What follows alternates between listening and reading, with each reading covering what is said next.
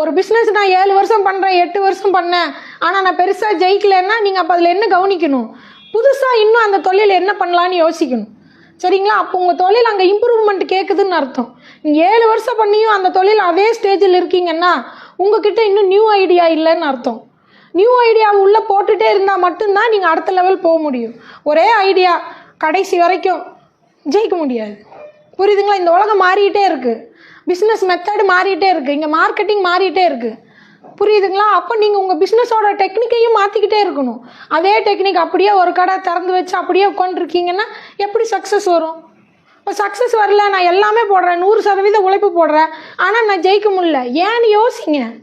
நான் ஒரு பிஸ்னஸ் பண்ணுறேன், கடவுள் கொடுப்பான். கடவுள் உங்களுக்கு அறிவை தான் கொடுத்துருக்கான். அந்த 6வது அறிவு தான் கடவுளே இல்லையா? அந்த கடவுளை யூஸ் பண்ணுங்க, அந்த அறிவை யூஸ் பண்ணுங்க. ஏன் நான் இன்னும் வின் பண்ணலை, என்னமோ ஒரு குறை.